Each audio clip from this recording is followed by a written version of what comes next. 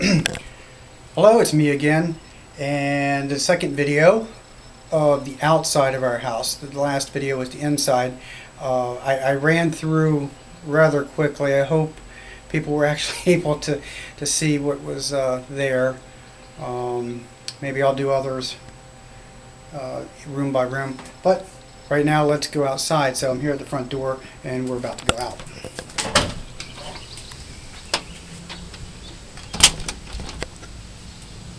Alright, let's go on down. It's not too bad out right now. The temperature is supposed to get heat index of 102 Fahrenheit today, so, but it's not too bad in the shade right now. There's a breeze blowing. But anyway, we'll walking. And the front of the house, here we are. I can show what kind of neighborhood.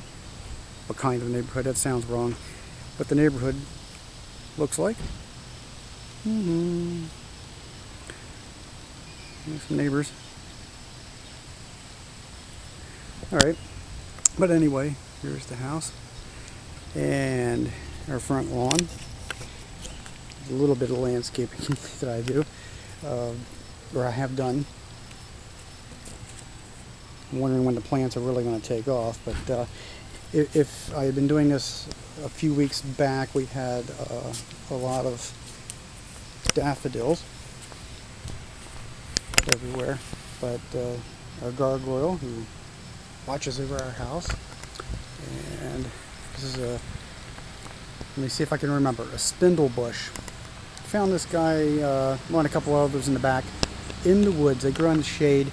They produce these, they're not ready right now, but these will become what, for anything, looks like crunch berries. They're a nice dark pink, and when they open up, the interior is purple and the berries are orange.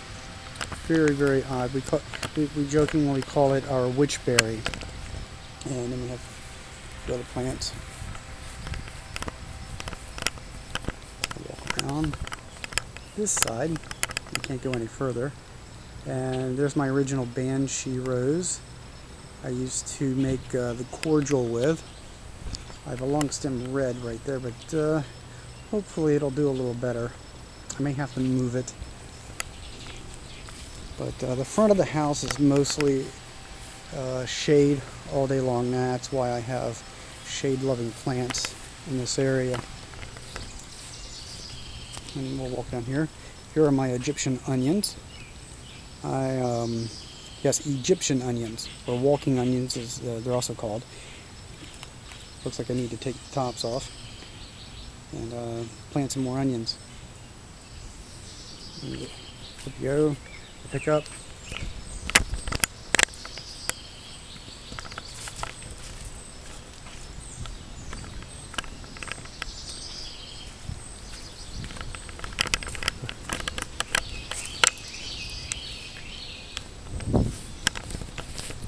One of my neighbors, I won't film her,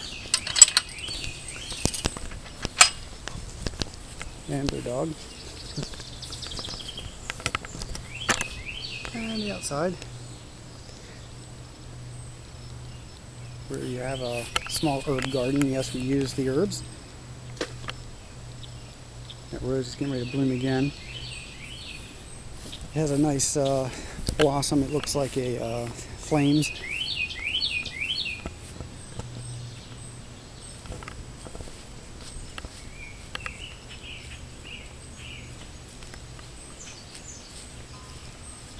I have a sweet blossom bush here. Thinking about moving that out. This area is kind of a clean slate right now. I've taken out stuff. Since it's in the shade, the grass, as you notice, doesn't grow very well. I'm thinking about maybe turning this into some sort of meditation garden. As we come around here.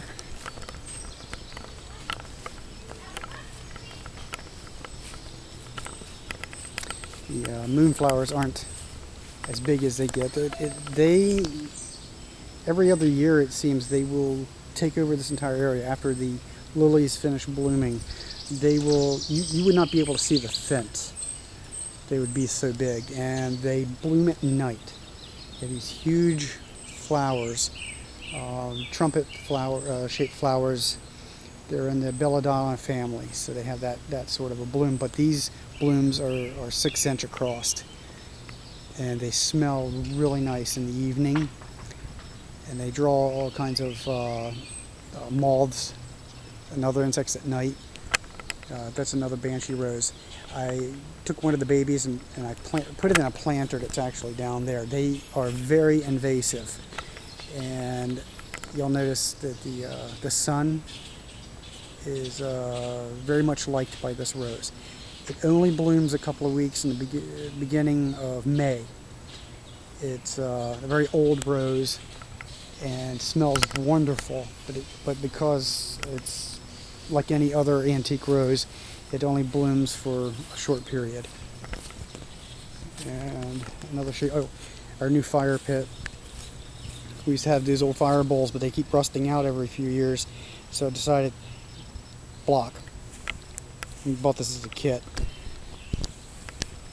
And as we come around to my other shade garden, I love shade gardens. Zero gargoyle, a few things. What sort of shade? This end of it gets out in the sun. That's why it has a sun-loving perennial in the front. But we do have 4 o'clocks coming up. This is my bleeding heart. It actually takes off over this whole area, but the fern is suddenly coming in, and since the bleeding heart's kind of done, it's starting to spread out. I have 3 different kinds of fern. I have very fine fern.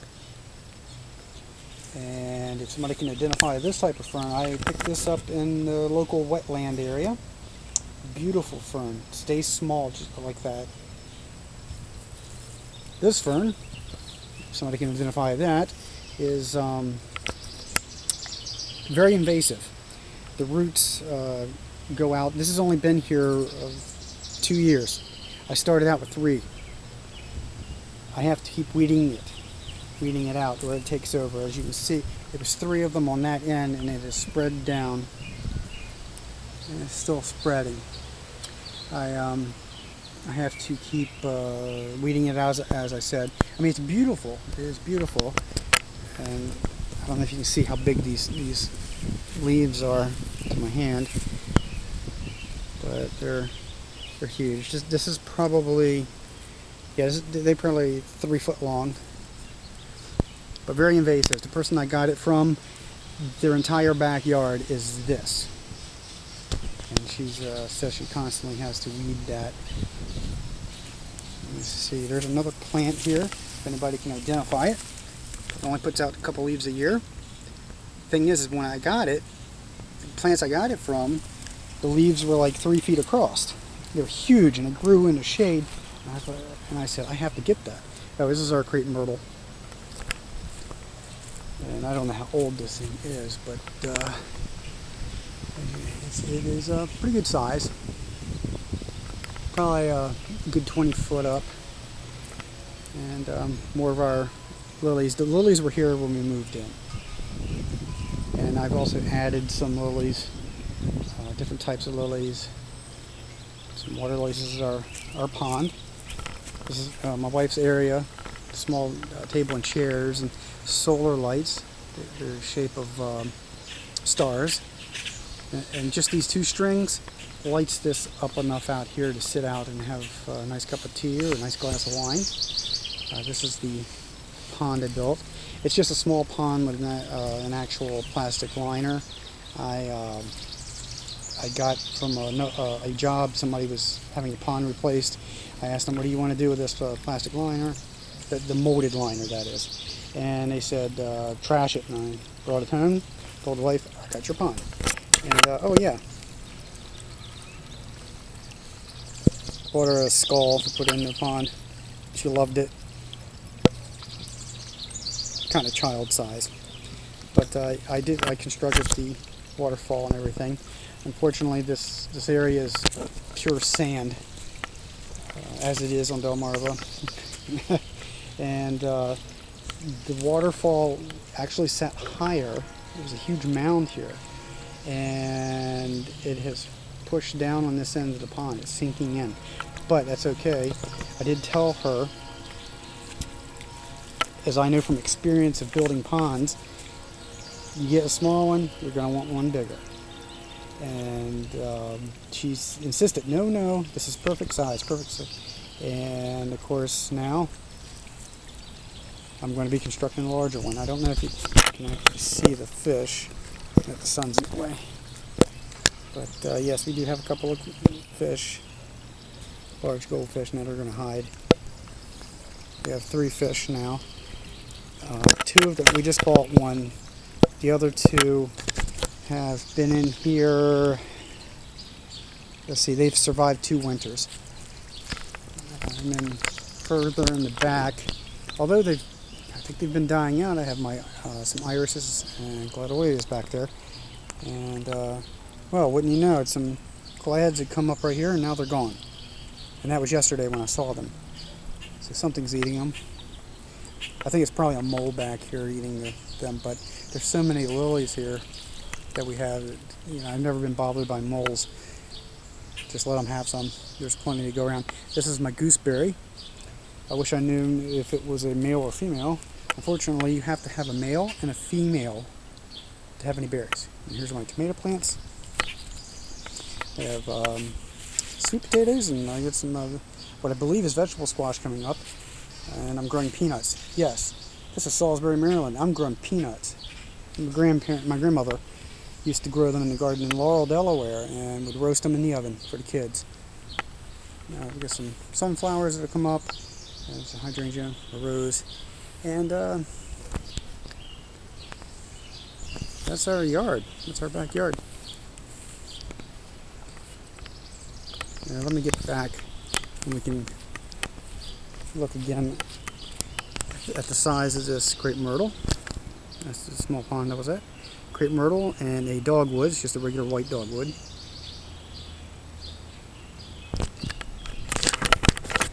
And that's it from me for now. Until I think of some more long, droning, boring stuff to show you. See you later.